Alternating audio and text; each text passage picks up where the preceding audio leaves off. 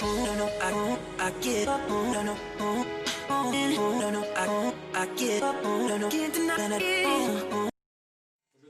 en ce début de mois d'octobre, nous allons introduire un nouveau thème. Amen. Le thème du mois dernier, c'était l'Église selon la pensée de Dieu. Amen. Amen. Et pour ceux peut-être qui sont un peu sur les réseaux sociaux, hier nous avons pu poster le thème. Qui sont ceux peut-être qui ont pu voir le thème sur les réseaux sociaux? C'était quoi le titre de ce thème? Amen. Qui a pu le voir ou qui se rappelle? Le thème, c'est les piliers d'une Église forte. Amen. Dis avec moi, les piliers d'une Église forte. Les piliers d'une Église forte. Dis-le encore une dernière fois de haut et fort. Les piliers d'une Église forte. Amen.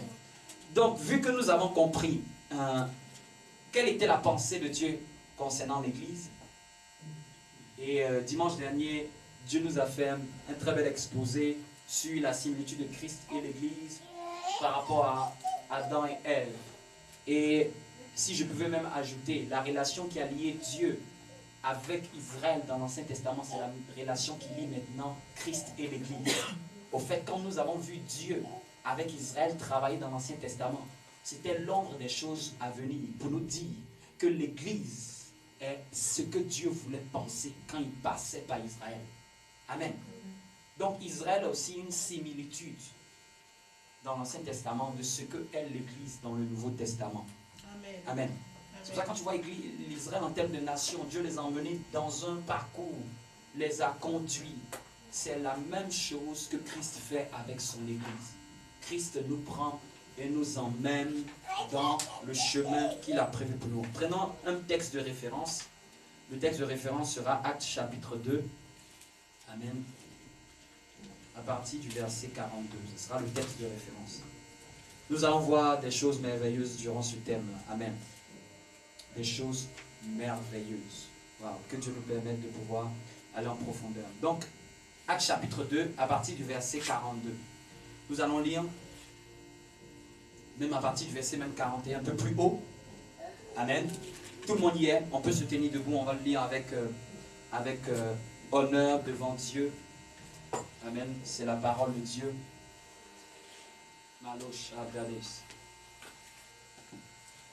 Ceux qui acceptèrent sa parole furent baptisés, et en ce jour-là, le nombre des disciples s'augmenta d'environ 3000 âmes. Ils persévéraient dans l'enseignement des apôtres, dans la communion fraternelle, dans la fraction du pain, dans les prières. Verset 43, la crainte s'emparait de chacun et il se faisait beaucoup de prodiges et de miracles parmi les apôtres. Tous ceux qui croyaient étaient dans le même lieu et ils avaient tout en commun. Ils vendaient leurs propriétés et leurs biens et ils en partageaient le produit entre tous. Amen. Selon les besoins de chacun. Verset 46. Ils étaient chaque jour, tous ensemble, assidus. Vous voyez bien, les premiers chrétiens, les gens qui aiment parler de l'église primitive. Je pense que ce thème va nous faire beaucoup du bien. Parce que nous allons comprendre une portée plus grande de ce que c'est la chrétienté, que ce que c'est la vie chrétienne. Qu'au fil des années, beaucoup de chrétiens ont eu à perdre comme valeur. La Bible dit qu'ils étaient chaque jour, tous ensemble assidus au temple. Ils rompaient le pain dans les maisons et prenaient leur nourriture avec joie et simplicité de cœur, louant Dieu et trouvant grâce auprès de tout le peuple. Et le Seigneur ajoutait chaque jour à l'église ceux qui étaient sauvés. Amen. Est-ce que tu peux acclamer très fort pour la parole de Dieu? Amen. Amen. On peut prendre place. Donc voici notre texte de base. Durant tout ce mois, c'est le texte de base de référence. Donc lorsque je dis les piliers d'une église église forte, c'est à partir de ce texte de base que nous allons pouvoir tirer les piliers d'une église forte. Parce que pour comprendre ce qui va être les piliers, parce qu'au départ, le mois dernier, nous avons vu le fondement de l'église, qui est Jésus-Christ. Mais après avoir connu le fondement, quand on finit de mettre la base de fondation, la maison ne s'arrête pas là, laissez-moi vous le dire. Amen. Si tu bâtis une fondation pour une maison, ce n'est pas encore fini. La fondation est le début d'une maison, d'une structure, mais ce n'est pas encore fini si on s'arrête à la fondation. Donc, Jésus-Christ est la pierre principale. Jésus-Christ est le roc. Jésus-Christ est la fondation de l'église. C'est-à-dire, avant de commencer de bâtir l'église, ça doit être bâti d'abord sur lui. C'est ce que nous avons compris avant. Et quand nous avons fini de comprendre que Jésus-Christ, la fondation a été posée, la fondation a été déposée, et nous avons fini d'avoir la clarté de cette révélation, on peut commencer à avancer dans la construction de l'église. Amen. En génie civil, c'est comme ça que ça se passe. On commence par la fondation. Ça peut prendre du temps. Mais une fois que c'est fini, on va commencer à monter les murs, les piliers. Amen. Donc, après la fondation, nous naviguons, nous allons encore en profondeur. Nous allons voir les piliers qui vont s'établir sur la fondation. Nous allons voir les piliers qui vont se déposer sur la fondation qui est Jésus. Et ces piliers sont importants pour la stabilité d'une église. Ces piliers sont importants pour la clarté et la vigueur et la pérennisation de l'église. Amen. En fonction des piliers que tu mets, cela détermine la durée de ton bâtiment. La capacité de tes piliers détermine ce que ton bâtiment pourra supporter comme poids, pourra supporter comme charge. Amen. Est-ce que vous me suivez? Est-ce que vous me suivez? Claque les doigts. Amen. Et un des premiers piliers que nous allons voir, à partir du verset 42, les piliers sont mentionnés. Ils persévéraient dans l'enseignement des apôtres, dans la communion fraternelle, dans la fraction du pain et dans les prières. C'est comme ça que les premiers chrétiens ont commencé. C'est comme ça que l'Église a commencé. C'est comme ça que l'Église a démarré. Quand Jésus-Christ, la fondation était posée, voici ce qu'ils ont commencé à faire ensuite. Amen. Et aujourd'hui, parmi ces plusieurs piliers, je vais en tirer un pour mettre la lumière dessus. Amen. Est-ce que vous permettez? Aujourd'hui, je vais en tirer un. Je vais en piocher un ce dimanche pour essayer de nous le mettre dans la lumière de la pensée de Dieu. Et l'un des piliers que je vais faire sortir ce matin, c'est le pilier de la communion fraternelle. Que vous voyez à chaque fois, dans la communion fraternelle, tous ceux qui croyaient, c'est qu'ils n'étaient pas seuls, tous ceux qui croyaient, ils avaient tout en commun. Ici, on n'est pas en train de parler d'un individu, on parle d'un groupe de chrétiens qui sont ensemble. Si tu commences ta chrétienté et tu n'es pas en groupe de chrétiens, c'est que ta foi est une foi paralysée. C'est que ta foi est une foi handicapée. Parce que laisse-moi te dire, la première église, quand les 3000 âmes se sont converties, ils avaient tout en commun. Ils se sont liés entre eux. Ils se sont unis entre eux. Ils se sont solidifiés entre eux. Ils se sont aidés mutuellement entre eux. Ils se sont échangés les biens entre eux. Ils se sont mis en prière entre eux.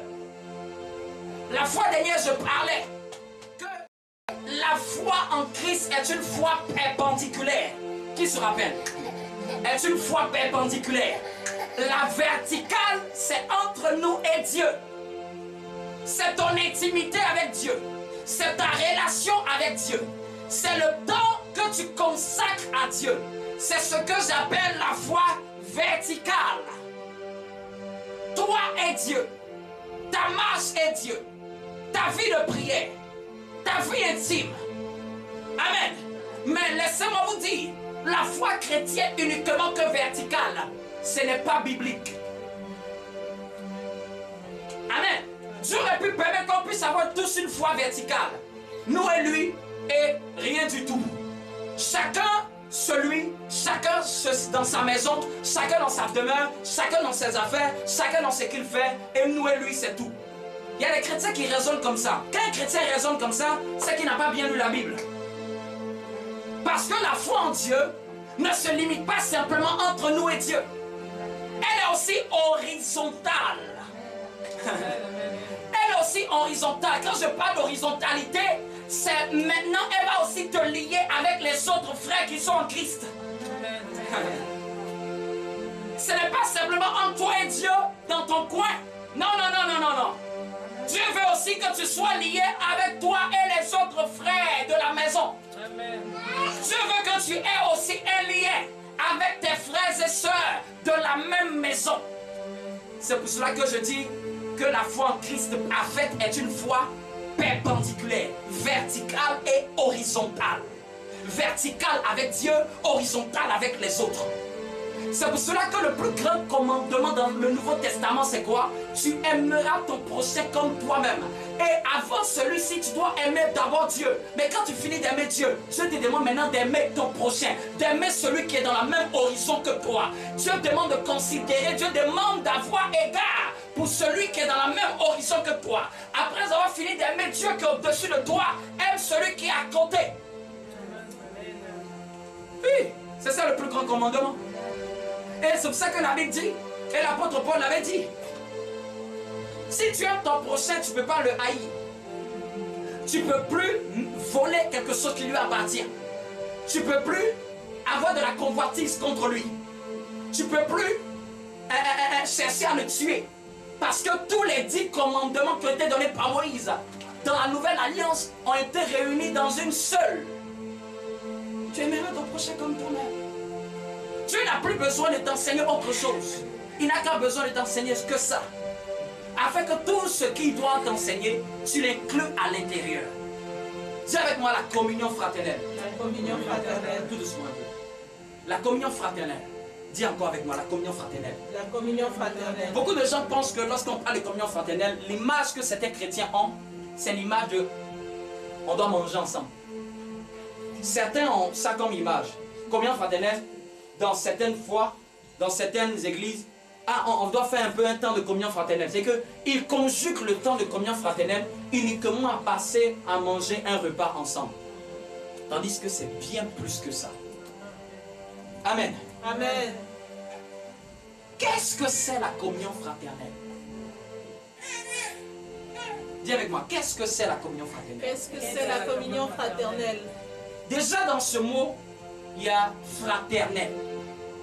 Quand on parle de fraternel, c'est un lien qui lie des frères et sœurs. C'est le lien de famille, entre frères et sœurs.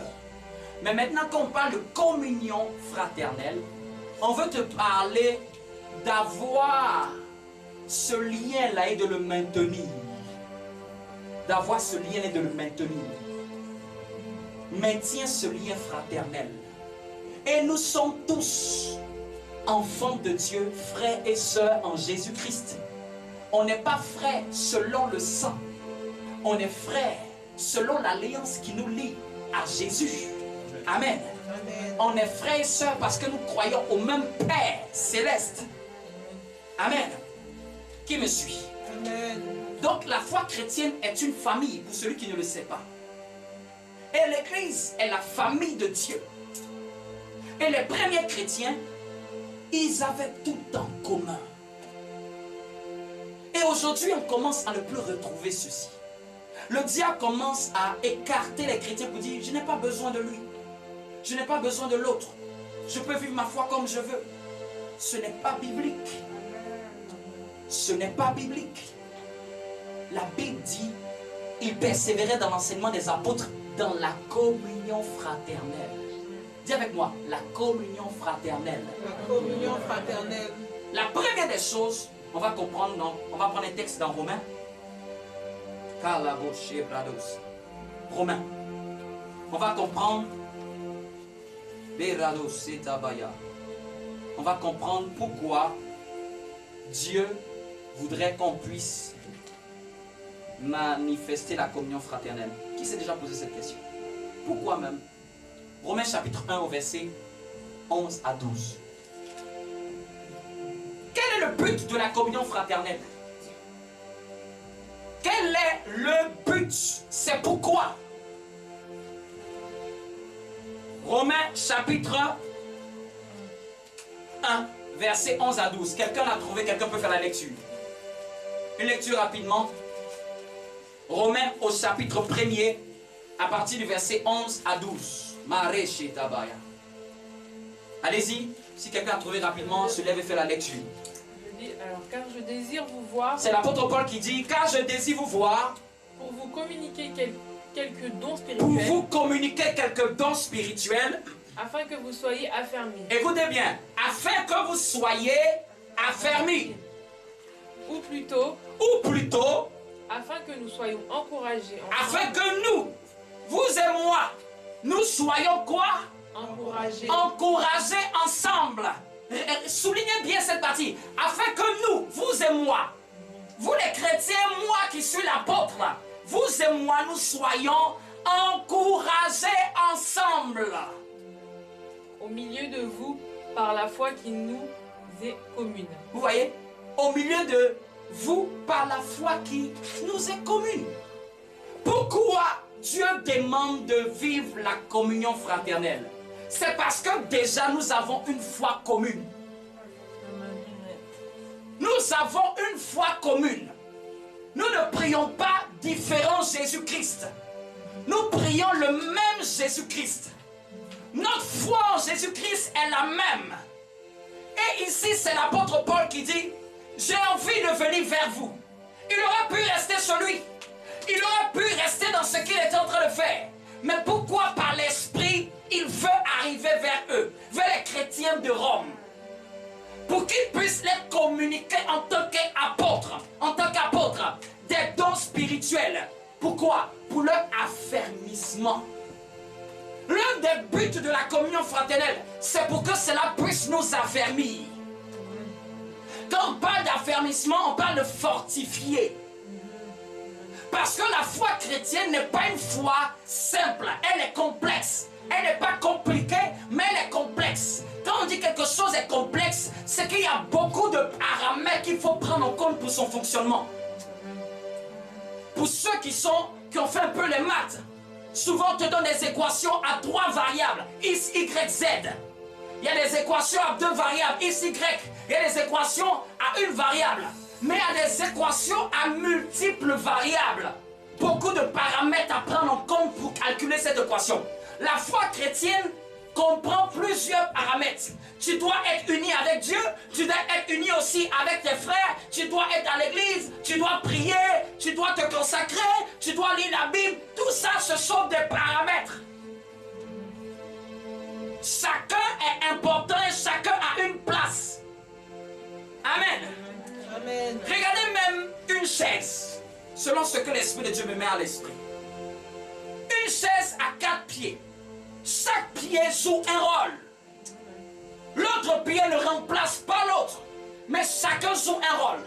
Regarde encore l'exemple qu'il me donne. Regarde même ton corps. Ton corps est rempli de paramètres. Tes yeux, tes oreilles, ta tête, tes narines, tes doigts, même tes 5 doigts, elles ne sont pas pareilles. Mais c'est tout ça qui te permet d'attraper. S'il te manque le pouce, tu ne peux pas saisir certains objets. La foi chrétienne est aussi comme une main. Chacun a des doigts qui sont des principes de Dieu. Qui sont des principes de Dieu qui font tout ensemble. Qui chacun à sa place fait la beauté de la gloire de Dieu. Une main à 4 doigts n'est plus une main. Une main à 3 doigts n'est plus une main. Une main formée par Dieu est une main avec 5 doigts. Donc la foi chrétienne a plusieurs doigts. Si je peux utiliser ces exemples-là. Et ces doigts ont besoin d'être à leur place pour qu'elles représentent finalement la main de la gloire de Dieu. Amen. Mais aujourd'hui, il y a des chrétiens qui veulent seulement le pouce et le reste, ils oublient. C'est pour ça que tu vas trébucher. Il y a des chrétiens qui veulent que l'index. Non, ça me plaît. C'est que ça que j'aime. Ils prennent la partie de Christ qu'ils aiment. Et l'autre partie, ils n'aiment pas. Une vraie foi, c'est une foi qui mange l'agneau en entier. L'agneau ne devait pas le manger à moitié, mais en entier. C'est-à-dire, tu dois accepter Christ dans sa totalité. Tu ne peux pas prendre ceci parce que ça te plaît. Et autre chose, c'est comme il y a un frère, on m'a raconté un témoignage. Lui, il aimait Christ. Mais une chose qui le dérangeait, partout où on parle d'offrande de l'argent, il déchirait. Pour lui, ce n'était pas concevable. Pour lui, Dieu n'a rien à faire avec l'argent. Pour lui, Dieu ne prend pas. Pour lui, ce n'est pas utile. Mais l'expérience que Dieu l'a fait vivre, ce jour-là, il a regretté pourquoi il avait supprimé ces passages. Ce jour-là, il a su qu'il y avait un Dieu qui s'appelait le Dieu de l'or et de l'argent, qui pouvait te fermer les vannes financières, qui pouvait te les ouvrir. Ce jour-là, il a pris conscience que Dieu n'était pas simplement qu'esprit. Dieu aussi honore, le aussi avec les biens. Non, je dis à les chrétiens, ils sont simplement spirituels. Non, moi je veux simplement adorer. Si je te montre la véritable définition d'adoration, c'est pas sûr que tu viennes adorer sans que tu n'apportes quelque chose à Dieu. Parce que même Isaac a dit à son père, il y a le bois, il y a le feu. Mais où est l'holocauste? Où est-ce qu'on va sacrifier lors de l'adoration? Où est-ce qu'on va porter lors de l'adoration? Parce que dans leur esprit, on ne peut pas monter, aller voir Dieu pour l'adorer et venir comme si nous, on était de rien n'était. Amen. Amen. Un jour, il y a un homme de Dieu qui rendait ce témoignage. Je crois que c'était Benny Hinn. Et il disait, il devait aller voir le roi de Jordanie, je crois. Pour lui dire qu'il veut faire un programme d'évangélisation. Vous savez ce qu'on lui a dit? Avant de venir voir le roi de Jordanie, prépare quelque chose que tu vas en donner au roi de Jordanie. S'il disait non, à Dieu seul mérite la gloire, moi je n'ai pas besoin, il n'allait jamais prêcher en Jordanie. Donc quand il est venu, les gens ont regardé ce qu'il a apporté comme cadeau. Pour voir est-ce que c'est digne de celui à qui il donne. Est-ce que ce n'est pas une insulte? Ou est-ce que c'est quelque chose qui glorifie ce roi humain? Je vous parle d'un roi humain. Et puis imagine le roi des cieux. C'est pour ça que la première des choses, c'est ton cœur d'abord. Et après ce que tu vas apporter, c'est ce qui va être encore un plus. Amen. Donc nous avançons dans la communion fraternelle. Pourquoi le but de la communion fraternelle? C'est pour nous affermir. Quand je parle d'affermissement, je parle pour nous fortifier. Et pour nous encourager les uns les autres. Une foi chrétienne n'est pas une foi simple. Dans la foi chrétienne, tu auras besoin d'encouragement. Dans la foi chrétienne, je dis, tu auras besoin d'être fortifié. Tu auras besoin souvent de la prière de quelqu'un d'autre. Je n'ai jamais vu quelqu'un qui a fini la vie chrétienne sans avoir besoin de la prière de quelqu'un d'autre. La foi chrétienne n'est pas une foi égoïste. Dieu n'est pas dans l'égoïsme. Même Jésus s'est fait baptiser par Jean-Baptiste. Même Jésus a dit, faisons ce qui est juste. Toi qui étais là avant moi, ouvre-moi, bénis-moi, ouvre-moi la voie. Qui sont ces gens de ceux qui disent être de Christ? Ils disent qu'ils n'ont besoin de personne. Même Jésus a eu besoin de Jean-Baptiste pour être baptisé. Tu ne peux pas vivre une vie chrétienne seule. Ça n'existe pas. La solitude chrétienne. Ça existe uniquement que la communion fraternelle en Christ. Dans la foi, il y a les épreuves. Dans la foi, il y a des montagnes. Dans la foi, il y a la vallée de l'ombre de la mort. Regardez le psaume que tout le monde aime tant. Quand il passe dans la vallée de l'ombre de la mort, vous savez pourquoi il ne craint aucun mal? c'est parce qu'il y a quelqu'un à côté de lui. Amen. Ne pense pas qu'il passe tout seul, hein. Toi qui penses que c'est tout seul qu'on passe la vallée de l'homme de la mort, je ne crains aucun mal. Il dit c'est parce que tu es avec moi. Quand tu es avec moi, ça peut être aussi ton bien-aimé. Tu peux traverser une situation, ça peut être aussi ton bien-aimé qui est avec toi. Les gens ils citent ce verset-là. Même quand je parle dans l'homme de la vallée de la mort, pas seul, tu vas mourir dans l'homme de la vallée de la mort. Va seul. Est-ce qu'il a dit que je passe dans l'homme de la vallée de la mort? Je ne crains aucun mal, car je suis oint. On avait oint d'huile sa tête et sa coupe débordait. On avait dressé une table avant, en face de ses adversaires. On l'avait emmené vers les verts pâturages. On l'avait emmené vers les eaux paisibles. Mais pourquoi qu'il passe dans l'ombre de la vallée de la mort? Il n'utilise pas les attributs qu'il lui a donnés. Mais il dit, car tu es avec moi. Quand il y a des situations dans la vie chrétienne, c'est car tu es avec moi qui va t'aider. C'est car tu es avec moi qui va t'aider. Si tu penses que je suis ici parce que je suis ici, parce que j'étais parachuté du ciel, tu rêves. Bien aimé, il y a quelqu'un qui m'a pris la main. Et il y a quelqu'un qui a cru en ce que Dieu a mis en moi. Il y a quelqu'un qui, quand j'étais désespéré, pleurant les larmes de mon corps, qui m'a dit, viens, je vais prier pour toi. Il y a quelqu'un qui a cru en ce que personne ne pouvait voir. Quand j'étais dans la confusion, j'étais aussi dans la confusion. Amen. J'ai connu ce qu'on appelle la rétrogradation. Amen. Mais si tu n'as pas un Barnabas comme à côté de Paul, qui va pouvoir témoigner que toi aussi tu as reçu l'Esprit de Christ. Aujourd'hui, qui sont ces chrétiens qui tombent sur le chemin de bataille, mais dont les frères écrasent et enterrent obligatoirement? Vous avez déjà vu des brebis qui se promènent seules, sans berger? J'ai jamais vu de brebis qui se promènent seules. Les brebis sont en groupe. Je ne suis pas dans une individualisme. Je suis dans un groupe où il y a beaucoup de brebis aussi comme moi, qui disent aussi qu'il est mon berger. Amen. Pourquoi tu penses que c'est toi seul qui est ton berger? Pourquoi tu penses que c'est toi seul qui dois emmener vers les eaux paisibles? Non, c'est un groupe qui vous emmène vers les eaux paisibles. C'est pas par individu, c'est un groupe. Le berger dit, allons là-bas, toutes les brebis le suivent. Et Jésus a dit, mes brebis entendent ma voix. Donc Jésus a des brebis. Mes brebis, elles sont plusieurs. Elles sont ensemble. La foi chrétienne, c'est une foi basée sur l'union entre frères et sœurs. Non, je dis pourquoi la communion fraternelle? C'est pour nous fortifier, nous affermir. Ça, tu peux noter. C'est pour nous encourager. Tu ne sais pas que depuis le jour que tu t'es converti, une guerre a commencé. Une guerre a commencé avec les esprits de ta famille avant que tu ne connaisses Dieu. Une guerre a commencé même dans ton être intérieur, entre ta chair et ton esprit. Une guerre a commencé dans le monde spirituel te concernant. Les gens n'ont pas idée que ce pilier est très important. C'est bien plus que manger ensemble. Hein? Je dis c'est bien plus que manger ensemble. Hein? C'est un but de nous encourager. Quand je vais vous donner des points, vous allez être surpris. Est-ce que tu connais le nombre de références où la Bible dit les uns les autres dans la Bible? Il y a une dizaine de fois où la Bible dit les uns les autres. Parce que la Bible n'a jamais conçu que tu sois seul. Lis ce verset de base. Ce n'est pas un verset au singulier, c'est un verset au pluriel.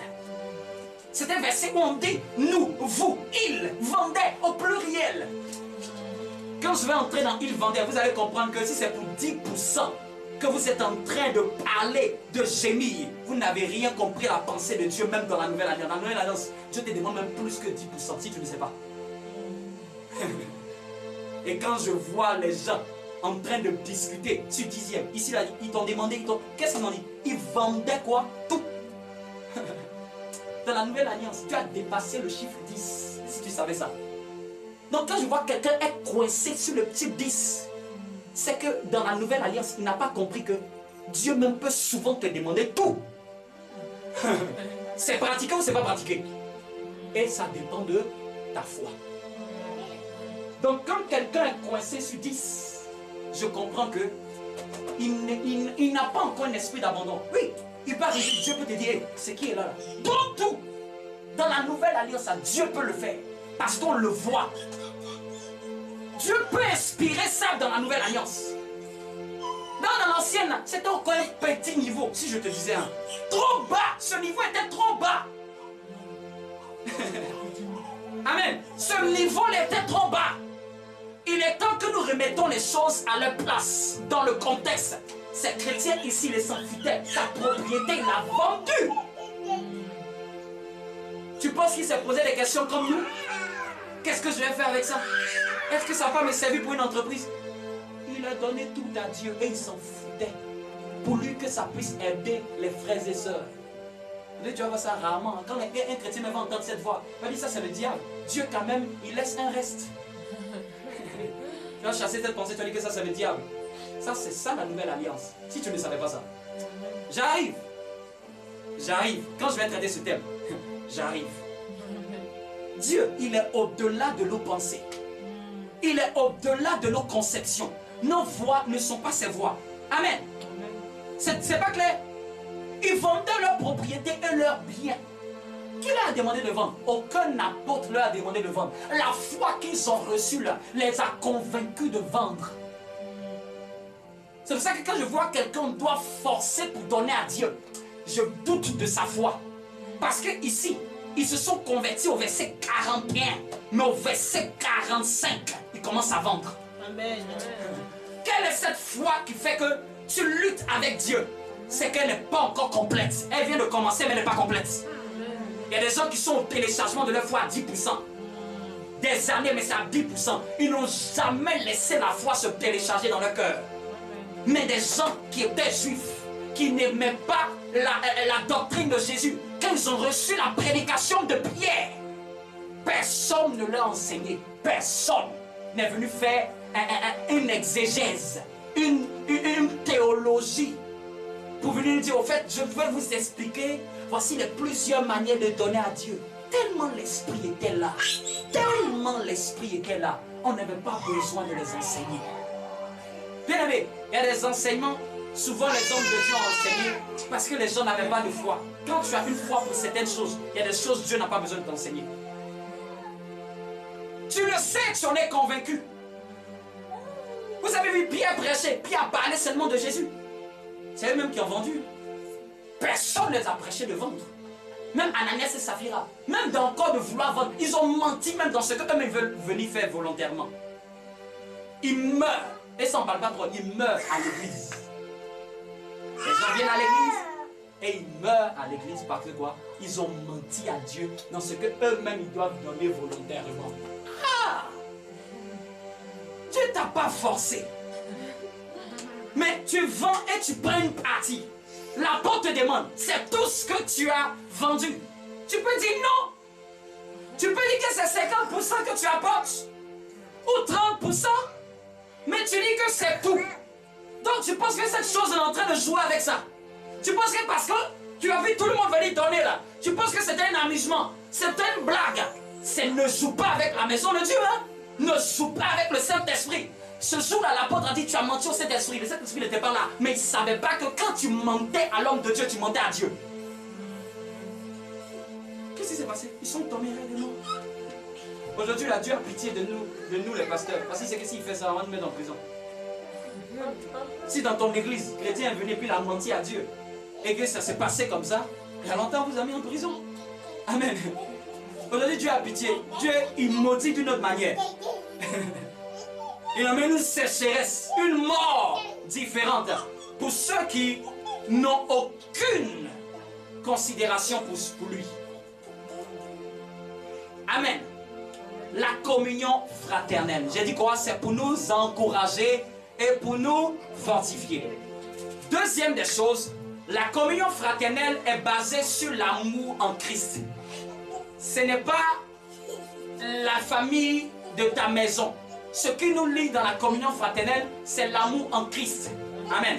Et quand je parle de l'amour en Christ, la chose que je vais t'expliquer, c'est que dans la Bible, en français, amour, c'est amour. Quand un homme il dit il aime une femme, la Bible va traduire en français amour. Quand un papa aime sa fille, la Bible va dire amour. Quand Dieu va dire qu'il t'aime, la Bible va dire amour. Mais le Nouveau Testament est écrit en grec. Amen. Et chez les Grecs, en fonction de l'amour que tu veux spécifier, ce n'est pas la même chose. Amen. Le Nouveau Testament est écrit en grec. Chez le grec, quand il veut te parler de l'amour de Dieu et il veut te parler de l'amour d'un homme pour une femme, il n'utilise pas les mêmes mots. Donc souvent en français, amour peut perdre son sens dans le contexte dont on veut parler. Parce que quand on dit tu aimeras ton prochain comme toi-même, beaucoup de gens ne savent pas au fait, c'est quoi au fait? Est-ce que je dois... C'est un sentiment? Et je vais définir. En grec, il y a 4 mots pour désigner amour. Le premier amour, l'amour dont nous allons parler, c'est l'amour agapé. L'amour agapé, c'est l'amour que le grec utilise pour parler d'un amour inconditionnel. Un amour divin. Quand on veut parler de l'amour de Dieu, c'est pas amour, nous on dit amour. Mais le grec lui dit agapé. Là tu comprends. Amen. Il ne mélange pas, en fonction du contexte, il ne mélange pas les mots. L'amour dont nous allons parler, c'est l'amour agapé, A-G-A-P-E. En grec, qui veut tout simplement dire un amour inconditionnel. Amen. Un amour divin. C'est pour ça que la Bible dit que Dieu nous a tant aimés, sans condition. Il n'a pas attendu que nous fassions quelque chose. Cet amour-là, c'est amour agapé, amour sans condition, amour divin. Deuxième catégorie d'amour que le grec utilise, il utilise philia. Quand le grec utilise philia, P-H-I-L-I-A, ici, il parle d'un amour fraternel. Un amour que nous avons entre frères et sœurs. Si tu as des frères et des sœurs, l'amour que tu ressens pour tes frères et tes sœurs, en grec c'est philia. Amen. Amen. Un troisième type d'amour, appelé éros. C'est de là vient le mot érotique. C'est un amour que quelqu'un a pour un plaisir avec le corps. Amen. Tu trouves que la personne est belle ou bien j'aime ses yeux. Amen. Cet amour-là, le grec appelle cela éros. Elle est belle, elle a une taille belle. Cet amour-là, c'est l'amour éros. L'amour qu'un conjoint ou une conjointe, un mari ou une femme peut avoir pour le désir de sa partenaire. Dans ce contexte-là, le grec dit éros. C'est de là vient le mot érotique. De philia, c'est là que tu vois souvent on parle de amour filial. Amen. Donc il y a beaucoup de terminologies en français qui ont leur origine dans le grec. Amen. Et il y a le quatrième, storge, S-T-O-R-G-E, qui est l'amour qu'un père ou une mère peut avoir pour ses enfants. L'amour maternel. Amen. Donc ça fait 4. Agapé, philia, éros, storge. Nous, ce qui va nous intéresser ici, c'est l'amour agapé. Amen. Donc quand on parle de l'amour de Dieu, sache qu'on ne te parle pas d'éros. On ne te parle pas de philia. On ne te parle pas de storge. On te parle de agapé. L'amour de Dieu. Et laisse-moi te dire, l'amour de Dieu est un amour qui n'est pas un sentiment. C'est plus qu'un sentiment. C'est une nature. Dieu est amour. Amen. Il n'a pas l'amour. Il est l'amour. C'est sa nature. Amen. Dieu est amour. Dieu n'a pas l'amour. Il est. En parlant de son être, en parlant de sa nature, en parlant de ce qu'il lui-même représente. Si tu veux savoir quelle est la nature de Dieu, c'est l'amour. Ça fait partie d'une de ces natures. Il y a plusieurs natures. Nous le verrons à l'école. Amen. Donc, l'amour que Dieu est, cet amour-là, c'est l'amour agapé. Et laissez-moi vous dire, c'est plus qu'un sentiment. C'est pas genre un sentiment, c'est plus que ça. C'est une nature, c'est un caractère, c'est une manière d'être. Est-ce que quelqu'un me suit? C'est une manière d'être, c'est une nature, c'est un caractère, c'est un style de vie, c'est un comportement, c'est une façon de vivre, c'est une façon d'être. C'est ça l'amour. C'est bien au-delà de la conception humaine que nous avons, qui est le fait d'avoir un sentiment. Et qu'est-ce que Dieu dit dans Romains 5,5? Quelqu'un peut le prendre et nous lire. Parce que nous allons avancer sur quelques points aujourd'hui. Romains 5,5. La bossa, la bede, la dosa. Les katouches, abradesha. Si quelqu'un dans l'assemblée a trouvé, peut faire la lecture. Romains 5,5. Or, l'espérance ne trompe point.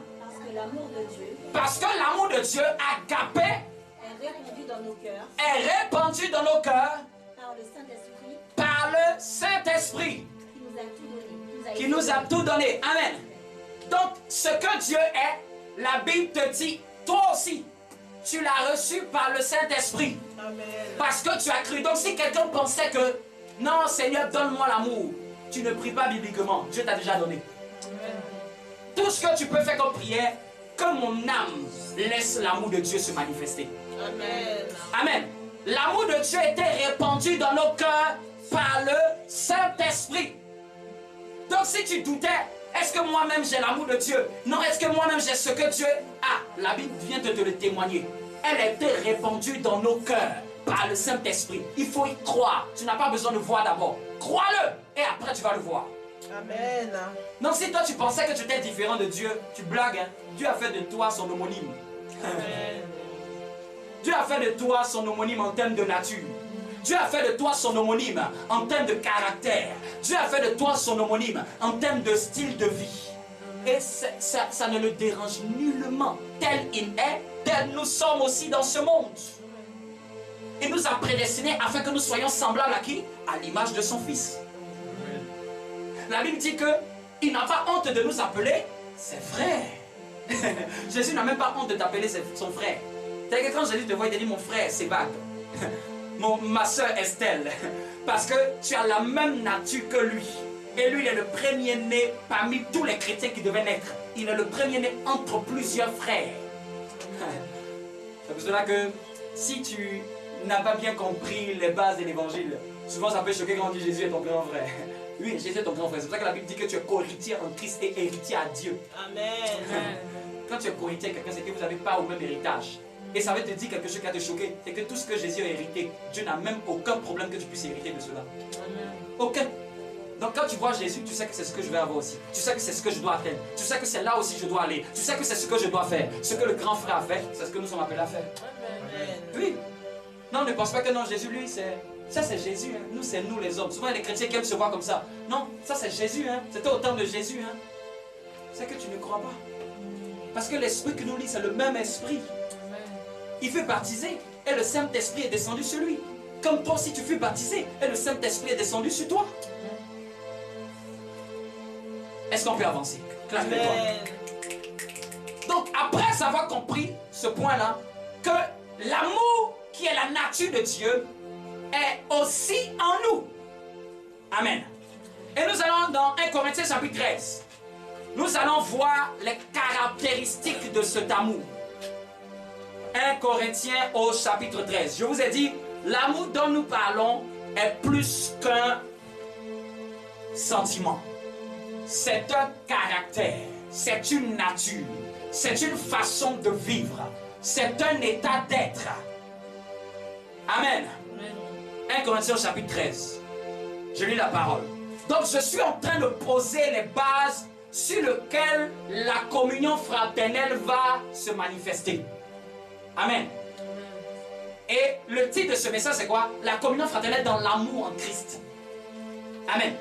Nous voyons la communion fraternelle, mais pas sur n'importe quelle base. Pas sur la base d'un pasteur, mais sur la base de l'amour en Christ. Ce qui fait que nous devons être en communion fraternelle, c'est d'abord le lien de l'amour. C'est la base de la communion fraternelle. Donc nous avons compris pourquoi nous devons vivre la communion fraternelle. Et maintenant nous comprenons sur quoi elle est basée. Et la semaine prochaine, j'expliquerai maintenant les différentes manifestations de la communion fraternelle. Souvent, même quand je me suis converti, quand on devait manger entre frères chrétiens, le mot qu'on utilisait, c'était agapé. On a un agapé. Et je me suis même jamais posé la question quand j'étais encore nouveau converti. Amen. Donc, les gens conjugués agapé à nourriture.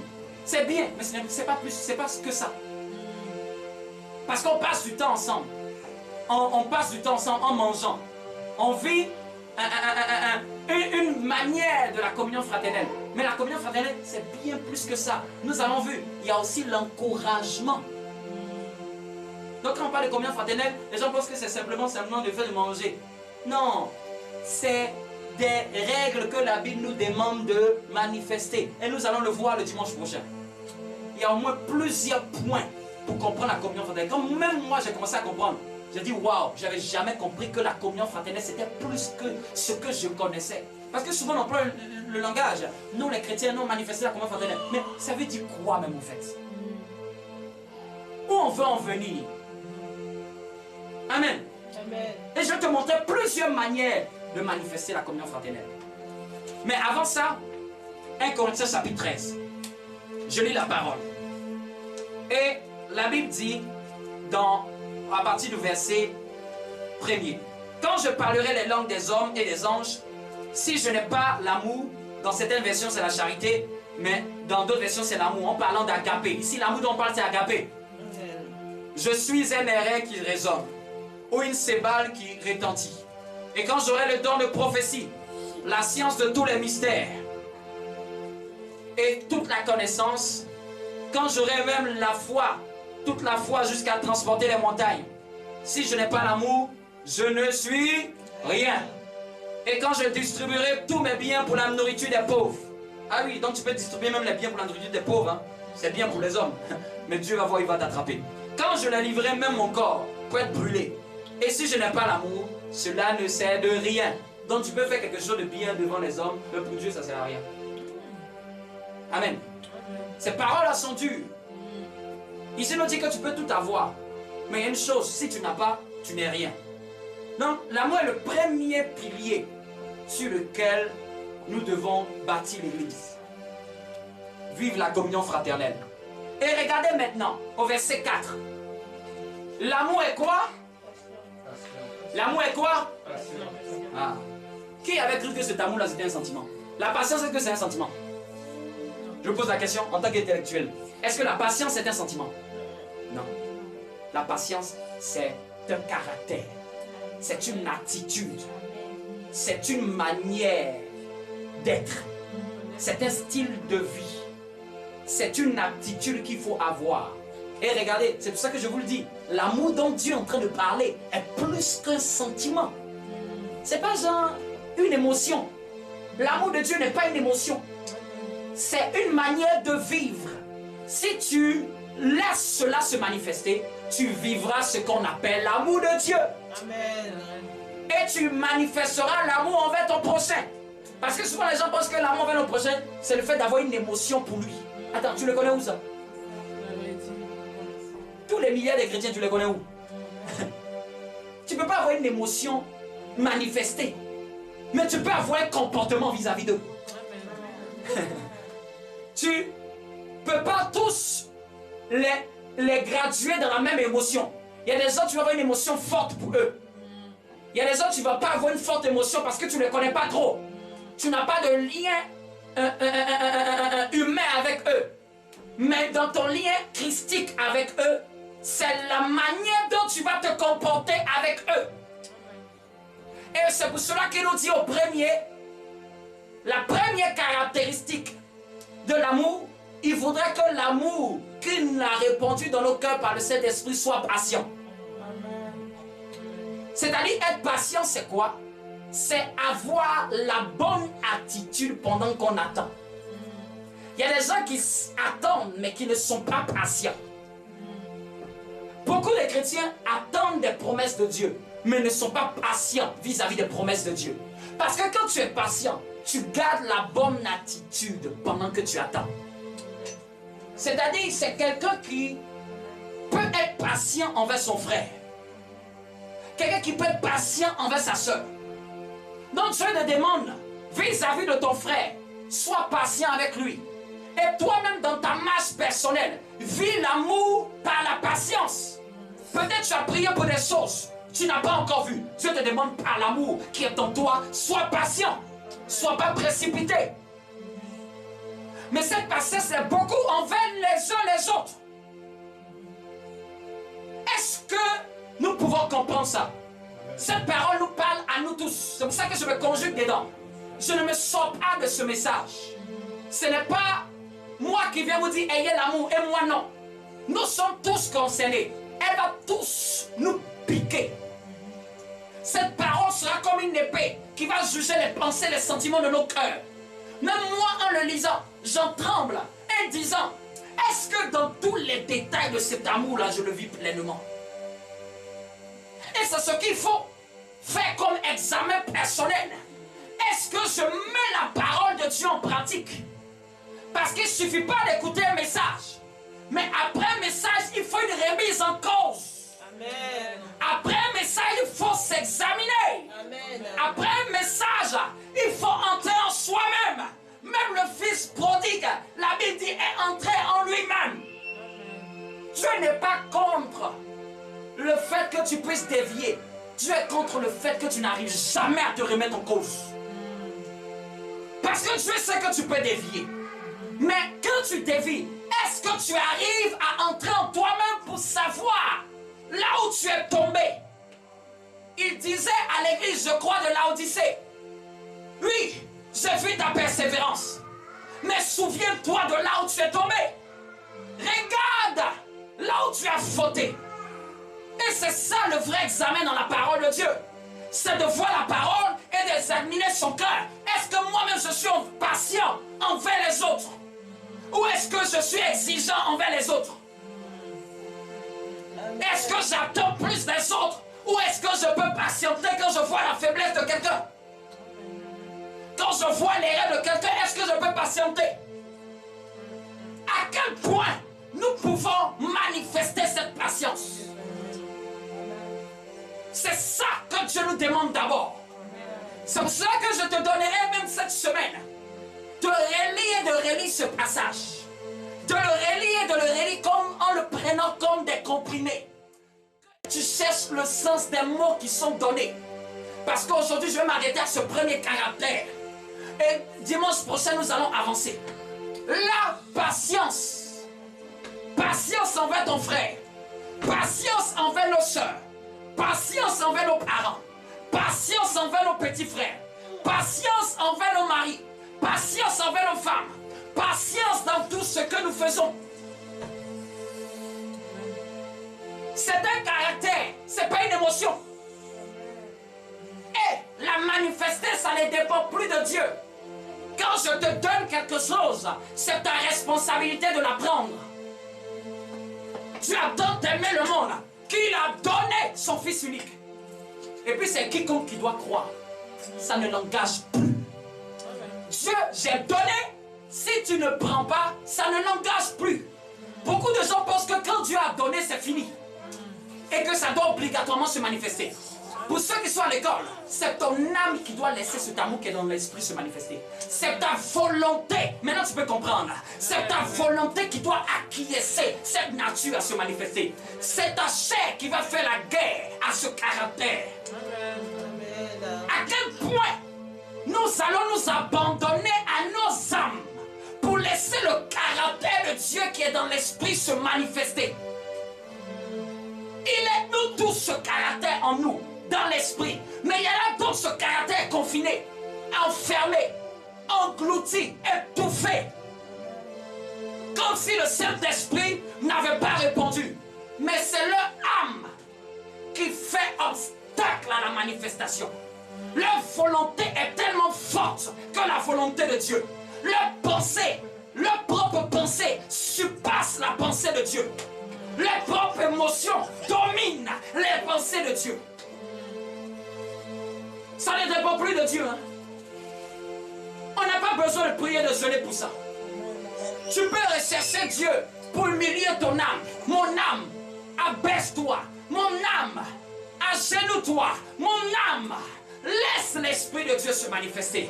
Non pas moi. Et vous savez pourquoi ça a du mal à se manifester? C'est parce que nous nous aimons trop. Nous aimons notre personnalité trop. On s'aime trop. Quand tu t'aimes trop, tu vas avoir du mal à aimer quelqu'un de plus que toi-même. Parce que ceux qui manifestent l'amour de Dieu, c'est ceux qui se sont régnés eux-mêmes. Tu me veux, prends-moi. J'ai plus de vie. Je ne suis plus, je suis mort à moi-même. C'est pour ça que Dieu ne ressuscite pas les morts. Pardon, Dieu ne ressuscite pas les vivants. C'est quand les morts qu'il ressuscite. Un vivant, tu vas le ressusciter comment? Il est déjà vivant. Il vit dans sa chair. Tu ne peux pas le ressusciter pour vivre pour Dieu. Tu vas attendre que ce qui est chair meure, que la graine tombe en terre puisse mourir. Qui renonce à moi, à soi-même, n'est pas digne de me suivre. Qu'ils soient ces chrétiens qui portent la croix, et puis l'autre partie du verset qui ne me respecte pas. Celui qui veut me suivre doit porter sa croix. Donc tu acceptes que le salut, il t'a sauvé. Mais maintenant, elle te renoncer à toi-même. Tu ne valides pas le deuxième module. Donc tu ne suis pas bien Dieu.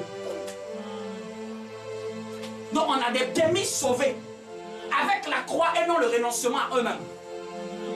Avec la croix, le sacrifice. Ah, Jésus est mort pour moi, la croix. Il s'est sacrifié. Il m'a pardonné un péché. Mais est l'option 2 qui t'a donné. Amen. Que Dieu nous bénisse. Amen. Acclame Dieu pour sa parole. Tu vas te tenir debout et tu vas mettre la main sur le cœur. Tu vas déclarer avec moi. Saint-Esprit, Saint-Esprit, face à cette parole, je prends conscience prends conscience qu'en tant qu'enfant de Dieu, je dois manifester la communion fraternelle. Et c'est en groupe de chrétiens que je peux la manifester. C'est le pilier des fondements de la foi en Jésus-Christ. Saint-Esprit, apprends-moi à me remettre en cause, à ne pas trop m'aimer moi-même. Seigneur, j'ai appris aujourd'hui une des facettes de ton amour. Donne-moi de pouvoir le manifester. Je veux le manifester. La patience est déjà en moi. C'est à moi de la laisser se manifester. J'accepte la parole de Dieu. J'accepte la parole de Dieu. Je me soumets à la parole de Dieu. Que ça me fasse mal. Je m'abaisse face à la parole de Dieu. Je m'humilie à cette parole. Je reconnais qu'en moi, il n'y a rien de bon. Mais c'est en Christ qu'il y a tout. Seigneur, je libère l'amour, compassion envers mon bien-aimé, envers mes frères et sœurs. Donne-moi de ne pas être à l'excès, mais d'être modéré dans mes paroles, dans mes jugements, dans mes actions. Donne-moi de voir la patience se manifester. Même si on est dur envers moi, donne-moi d'être patient envers ceux qui sont durs. Même si on n'est pas patient envers moi, tu n'as pas demandé qu'on puisse me le faire. Mais tu m'as demandé que je puisse moi le pratiquer. Aujourd'hui, devant tout caractère, je décide de manifester la patience dans mes états d'âme. Lorsqu'il s'agit même de m'énerver, je vais me patienter. Je vais m'abaisser. Je vais m'humilier. Pour que Jésus, tu m'élèves. Pour que Jésus, tu m'élèves. Car celui qui s'abaisse sera élevé. Celui qui se lève sera abaissé. Aujourd'hui, je veux manifester la patience dans chaque domaine de ma vie. Que je sois reconnu comme une personne patiente à tous égards. Partout où je passe. Au nom de Jésus. Amen.